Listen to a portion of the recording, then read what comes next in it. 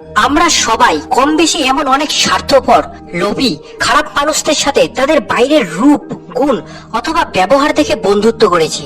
কিন্তু আমাদের ভুল তখন ভাঙে যখন তারা আমাদের ক্ষতি করে আমাদের বোকা বানিয়ে চলে যায়। আমরা ভাবি, ইস, এটা যদি আগে বুঝতে পারতাম এই মেয়েটি বা এই ছেলেটির আসল রূপ এত নোংরা, তাহলে হয়তো আমাদের এতটা কষ্ট, এতটা ক্ষতি হতো না। তাই আজকের ভিডিওটিতে আমি আচার্য চাণক্যের বলা এমন কিছু নীতি, এমন কিছু পদ্ধতি বলতে চলেছি, তা যদি আপনারা মন দিয়ে শুনে বুঝে নিজেদের জীবনে ব্যবহার করতে পারেন, তাহলে সেই ভালো মানুষের মুখোশধারী লোকগুলোকে আপনারা কয়েক সেকেন্ডে চিনে ফেলতে পারবেন। তারা আপনাকে আর ঠকাতে পারবে না।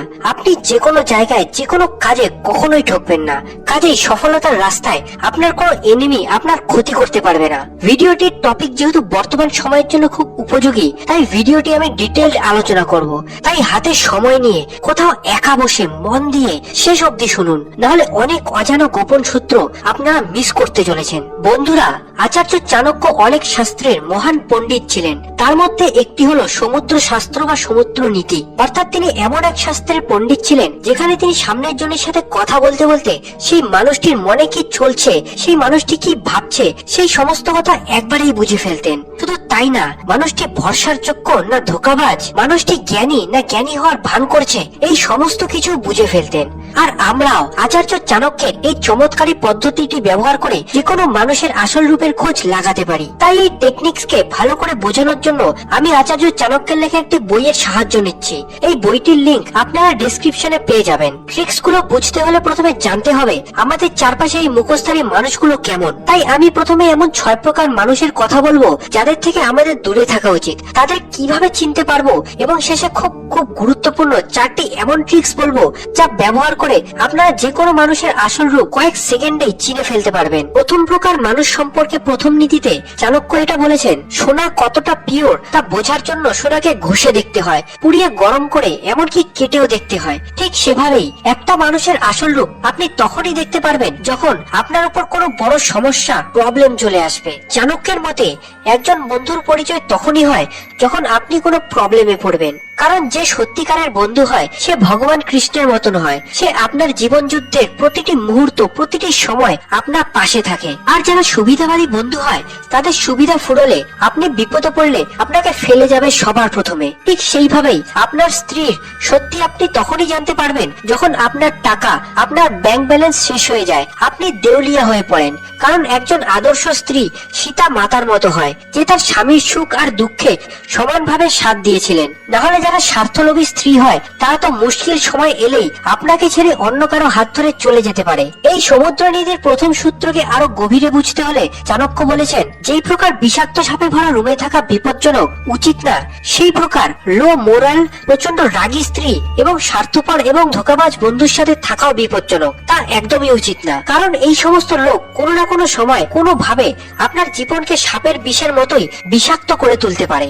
একটা রিয়েল লাইফ এক্সাম্পল দিচ্ছি। স্টিভ জবস এর নাম তো সবাই শুনেছেন। তিনি জন স্কালিকে তার বন্ধু ভেবে কোম্পানির সিইও বানিয়েছিলেন, এমনকি কোম্পানির সমস্ত গোপন কথা বলেছিলেন, সমস্ত অথরিটি দিয়েছিলেন। কিন্তু সেই বন্ধুই একদিন সমস্ত অথরিটি এবং বোর্ড মেম্বারের পাওয়ার ব্যবহার করে বেচারা স্টিভ জবসকে নিজের তৈরি কোম্পানি থেকে বাইরে বার করে দিয়েছিলেন এবং জীবনে দুঃখ এবং সমস্যার বিষ ভরে দিয়েছিলেন। তাই এই সমস্ত বন্ধুদের থেকে আপনি দূরে থাকুন। পরবর্তী নীতিতে আচার্য চাণক্য বলেছেন, যেই ব্যক্তি তার বাবা মায়ের সামনে মিথ্যে কথা বলে এবং তা কনফিডেন্টলি বলে, তাদের কখনোই ভরসা করা উচিত না। কারণ যেই ব্যক্তি নিজের বাবা মাকে মিথ্যে কথা বলে ঠকাতে পারে, সে সময় আসলে আপনাকেও এমন মিথ্যে কথা বলে ঠকাতে দুবার ভাববে না। এরকম ব্যক্তি তার ভালো, তার লাভের আশায় যে কোনো ব্যক্তির ক্ষতি করতে পারে। এই নীতিকেই আরো ডিপ এক্সপ্লেন করে চাণক্য বলেছেন, আমাদের এরকম লোকেদের সবসময় অ্যাভয়েড করতে হবে।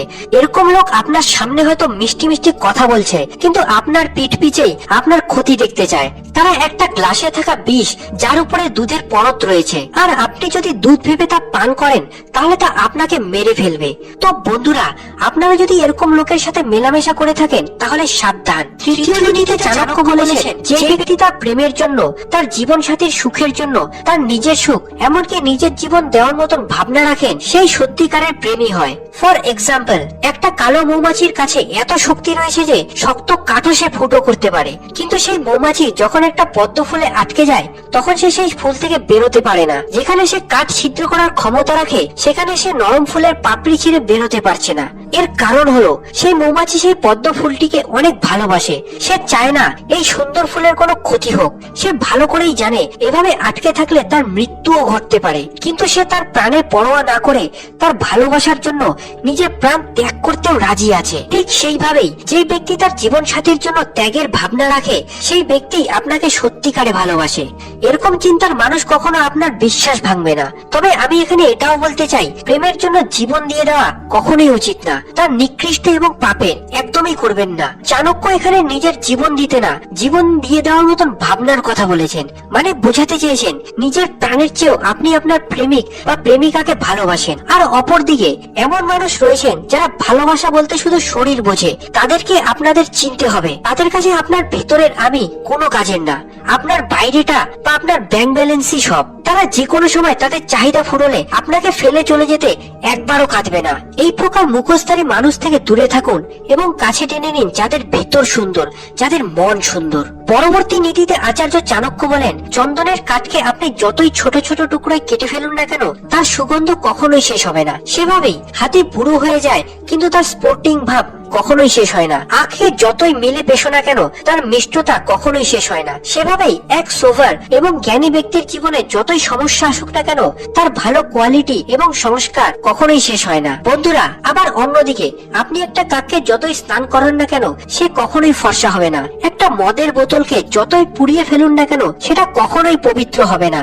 সেভাবেই যে ব্যক্তির মাথায় শুধুই নোংরা চিন্তা রয়েছে, কুবুদ্ধি রয়েছে, তাহলে সেই ব্যক্তি হাজারবার স্নান করুক না কেন কখনোই পবিত্র ভালো হতে পারবে না। তাই বন্ধুরা, আপনি যদি এরকম বাজে চিন্তাধারার লোকেদের সাথে বন্ধুত্ব করে থাকেন তাহলে 100 ভাগ গ্যারান্টি দিলাম এক না একদিন সেই বন্ধুটি আপনার মাথাতেও ধীরে ধীরে এরকম কুবুদ্ধি নোংরা চিন্তা ভরিয়ে দেবে। পরবর্তী পঞ্চম প্রকার ব্যক্তি সম্পর্কে চাণক্য তার নীতিতে বলেছেন, যে ব্যক্তি চরিত্রবান এবং সংস্কারী হয় সে কাদায় ফোটা পদ্মের মতো হয় যে তার সুগন্ধ চারপাশে ছড়িয়ে দেয়, এবং অপরদিকে শয়তান এবং সংস্কারহীন ব্যক্তি গোলাপ ফুলের মধ্যে থাকা কাঁটার মতো হয় যারা এত সুন্দর সমাজে থেকেও তাদের খারাপ কাজ করেই যায়। তাই আচার্য চাণক্য বলেছেন, মানুষকে তাদের ধর্ম জাতি দিয়ে নয় তাদের কর্ম ও চরিত্র দিয়ে চিনতে হবে, বুঝতে হবে। আরেকটা এক্সাম্পল, একটা কাক যতই উঁচু টিলার উপর উঠে বসুক না কেন সে কখনোই চিল হতে পারবে না। সেরকম একটা লোক কতটা মহান সেটা তার কোয়ালিটি, সংস্কার ও চরিত্র ডিসাইড করে, এটা না যে সে কত উঁচু পোস্টে কাজ করছে, বসে আছে। তাই বন্ধুরা, চাণক্য বলেছেন আমাদের দুষ্টু লোকেদের তাদের কর্ম এবং চরিত্র দেখে চিহ্নিত করতে হবে, তাদের ধর্ম জাতি দেখে নয়। বন্ধুরা, শেষ প্রকারের মানুষটি কেমন হবে তা আমি প্র্যাকটিক্যাল লাইফ এক্সাম্পলে দেখাচ্ছি। এক শহরে একজন পেইন্টার ছিলেন, তার নাম ছিল সমীর। তিনি সবে পেইন্টিং শুরু করেছেন। অনেক চেষ্টা করে তিনি একটা পেইন্টিং বানালেন। তিনি ভাবলেন আমার পেইন্টিংটা কেমন হলো তা যদি সবাই দেখে বলে এবং কি কি ভুল রয়েছে তা যদি সবাই ধরিয়ে দেয় তাহলে আমি আরো ভালো পেইন্টিং করতে পারবো। এটা ভেবে সে সেই পেইন্টিংটিকে রাস্তার মোড়ের সামনে রাখলেন এবং নিচে লিখে দিয়েছিলেন এই পেইন্টিং এ কি কি ভুল রয়েছে তা দাগিয়ে রাখুন। তিনি 1 ঘন্টা পর ফিরে দেখলেন তার পুরো পেইন্টিং দাগে ভরা, সবাই পেইন্টিং এর প্রতিটি জায়গায় দাগিয়ে রেখেছে। তিনি খুব কষ্ট পেলেন এবং ভাবলেন তিনি হয়তো সত্যি সত্যি পেইন্টিংটি ভালো বানাননি। তাই তিনি আবার চেষ্টা করলেন এবং আরো ভালো পেইন্টিং রেডি করলেন। তিনি এটাকে মোড়ের মাথায় রাখলেন। পরদিন তিনি দেখেন পেইন্টিংটিতে আগের দিনের থেকে আরো বেশি দাগ। তিনি এইবার ভীষণ রেগে গেলেন। রাগে কাঁদতে কাঁদতে তিনি বাড়ি ফিরলেন। সেই সময় তার বন্ধু এটা দেখলো এবং বলল কি হয়েছে। সমীর তার বন্ধুকে সব বললেন এবং শেষে বললেন পেইন্টিং আমার দ্বারা হবে না, আমি ছেড়ে দিচ্ছি আজ থেকে। এটা শুনে বন্ধুটি বলল তুই শেষ আরেকটা পেইন্টিং বানা। সমীর জিজ্ঞেস করলো আবার কেন? বন্ধুটি উত্তর দিল পরে বলছি, তুই শুধু শেষবারের মতো একটা পেইন্টিং বানা। সমীর রাজি হলো এবং পরদিন অনেক সময় নিয়ে আরো ভালোভাবে একটা পেইন্টিং বানিয়ে তার বন্ধুর হাতে ধরালো। এই নে তোর পেইন্টিং, এইবার বল কেন বানাতে বললি? বন্ধুটি বলল চল এইবার আমার সাথে। তাকে সেই মোড়ে নিয়ে গেল এবং পেইন্টিংটি রেখে তার নিচে এইবার লিখে দিল পেইন্টিং এ কি কি ভুল রয়েছে তা খুঁজে বার করুন এবং রং রইল তা শুধরে দিন। তারা বাড়ি ফিরে গেল। পরদিন যখন তারা পেইন্টিং এর সামনে এলো তারা অবাক হয়ে গেল। পেইন্টিং আগের মতোই রয়েছে, তাতে কোনো দাগ নেই, কোনো চেঞ্জেস নেই। অর্থাৎ কেউই সেই পেন্টিং এর সামান্যটুকু পরিবর্তনও করেনি। আর অপরদিকে যখন লোকেদের পেন্টিং এ ভুল ধরতে বলা হয়েছিল তখন সবাই ভরে ভরে ভুল বার করেছিল, অর্থাৎ লোকেদের তার ভুল ধরতে খুব মজা হচ্ছিল। কিন্তু যখন সেই লোকেদেরই ভুলগুলো শুধরাতে বলা হয় তো কেউই একটা তুলির টান দিতেও সাহস পায়নি। তো বন্ধুরা, আপনার জীবনেও এমন অনেক লোক রয়েছেন যারা আপনার তৈরি পেন্টিংসে অর্থাৎ আপনার গোলস, আপনার ড্রিমসে অনেক অনেক ভুল ধরে থাকে। আপনাকে নেগেটিভ কিছু বলে ডিমোটিভেট করে, বলবে তুই এটা পারবি না, তোর সামর্থ্য নেই এটা করার, ছেড়ে দে এইসব, কি হবে এইসব করে, ইত্যাদি কথা।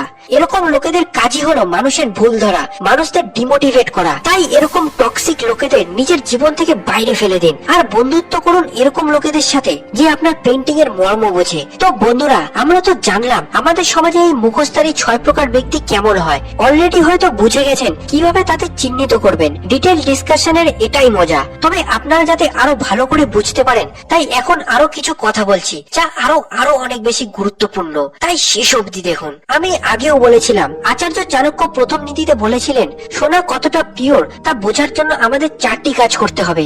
এই 4টি কাজ হলো সোনাকে ঘষতে হবে, সেটাকে কেটে দেখতে হবে, আগুনে পুড়িয়ে ফেলতে হবে এবং সোনাকে পিটিয়ে পরীক্ষা করে দেখা। যদি সোনায় কোনো মিশ্রণ থাকে তাহলে এই 4টি কাজে ধরা পড়ে যাবে। সেইভাবেই কোনো ব্যক্তিকে চিনতে হলে তাকে সেরকম 4টি পরীক্ষার মধ্যে দিয়ে চেনা সম্ভব। এই 4টি জিনিস বা পরীক্ষা কি তা এখন আমি বলছি। প্রথম পরীক্ষাটি বোঝানোর জন্য একটা গল্প শোনাচ্ছি। একটি ছেলের বিয়ে হতে চলেছে। ছেলেটি বিয়ের আগে তার বন্ধুদের ব্যাচেলার পার্টি দিয়েছিল। যে মেয়েটির সাথে বিয়ে হতে চলেছে সেই মেয়েটিও এই পার্টিতে উপস্থিত ছিল। মেয়েটি অনেক অনেক সুন্দরী ছিলেন এবং ছেলেটি তার প্রেমে পাগল ছিল। যেই জায়গায় খাবার তৈরি হচ্ছিল সেখানে হঠাৎ আগুন লেগে যায়। আগুন নিয়ন্ত্রণের বাইরে চলে যায়। মেয়েটির গয়না ভরা ব্যাগ সেই আগুনের পিছনের রুমে ছিল। মেয়েটি সব লোকের সামনে চিৎকার করে বলল সেই ছেলেটি অর্থাৎ তার হবু স্বামী মেয়েটির জন্য আগুনে ঝাঁপিয়ে নিজের জীবন নিয়ে খেলে তার জন্য সেই ব্যাগটি নিয়ে আসবে। যদি সত্যি সে প্রেম করে থাকে তাহলে আনতেই হবে। ছেলেটি মেয়েটির দিকে তাকালো, হাসলো এবং আগুনে ঝাঁপিয়ে পড়লো এবং সত্যি সত্যি সেই ব্যাগটি নিয়ে আসলো। কিন্তু ব্যাগ নিয়ে আসার পর সেই ছেলেটি বলল এই নাও তোমার ব্যাগ, কিন্তু আমি তোমাকে বিয়ে করতে পারবো না। তো এখন আপনাদের কাছে প্রশ্ন, সেই ছেলেটি এমন কেন বলল? মেয়েটিরও হয়তো তাই প্রশ্ন থাকবে। তো এটার উত্তর সেই ছেলেটিই দিল।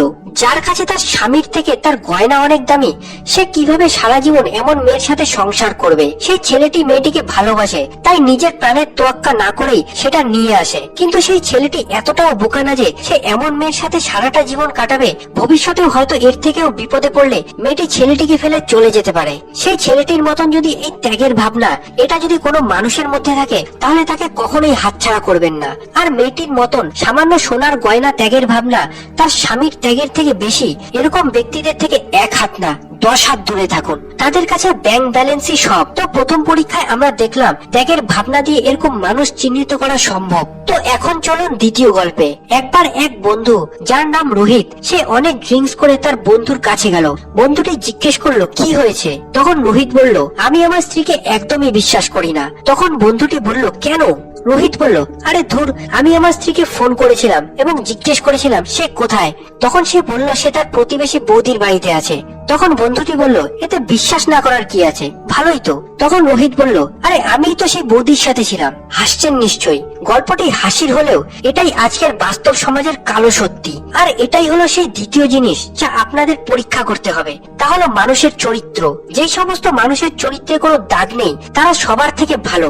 আর যদি কারো চরিত্রে দাগ থাকে, সে যদি দূষিত থাকে, তাহলে তার থেকে দূরে থাকাই ভালো। এই গল্পে রোহিত এবং তার স্ত্রী এই দুজনের চরিত্রেই দাগ রয়েছে, তাই তাদের দুজনের থেকে দূরে থাকা ভালো। তো চলুন তৃতীয় পরীক্ষায় যাই। এটা আরেকটা মজার গল্প। এক বন্ধু বিয়ে করবে এবং 4টি মেয়ের সাথে দেখা করেছে। প্রথম মেয়েটি ভালো রান্না পারে, দ্বিতীয় মেয়েটির ব্যবহার ভালো, তৃতীয় মেয়েটি খুবই কেয়ারিং এবং চতুর্থ মেয়েটি আজব। তার সম্পর্কে সে বিশেষ কিছু বুঝতেই পারেনি। কিছুক্ষণ ভেবে সেই বন্ধুটি বলে ইয়ার আমি চতুর্থ মেয়েটিকেই বিয়ে করব। তার বন্ধুটি এর কারণ জানতে চাইলো। এই না বললি তার সম্পর্কে কিছুই বুঝতে পারিসনি, হঠাৎ তাকেই কেন? উত্তরে বলল ইয়ার এই মেয়েটি সব থেকে সুন্দর, হয়তো এই জন্যই বলে ম্যান উইল বি ম্যান। যাই হোক, সেই বন্ধুটির এই ডিসিশন সম্পূর্ণ ভুল। আচার্য চাণক্য বলেছেন কোন ব্যক্তিকে বুঝতে হলে তার গুণকে দেখো, কিন্তু আমরা উপরে সৌন্দর্য দেখেই সব ভুলে যাই। বন্ধুরা, অনেকেই রয়েছেন যারা বন্ধু বানাবার সময় তাদের রূপ, তাদের টাকা টাকা, এডুকেশন, এই সমস্ত কিছু দেখে। তারা ভুলে যায় দেখতে হলে সেই ব্যক্তির কাজকে দেখুন। এটাই হলো চতুর্থ পরীক্ষা বা চতুর্থ সেই জিনিস। যদি কোনো ব্যক্তি বেআইনি উপায়ে কাজ করে টাকা ইনকাম করে অথবা অধর্মের কোনো কাজ করে, সেই সমস্ত লোকের বাইরেটা যতই সুন্দর হোক না কেন, তাদের থেকে দূরে থাকাই শ্রেয়। খারাপ কাজ করা মানুষ তার আশেপাশে থাকা লোকেদের উপরও খারাপ প্রভাব ফেলায়। তো এইগুলো হলো সেই 4টি জিনিস যার উপর ভিত্তি করে পরীক্ষা করে আপনারা কোনো ব্যক্তির আসল রূপ সামনে নিয়ে আসতে পারেন।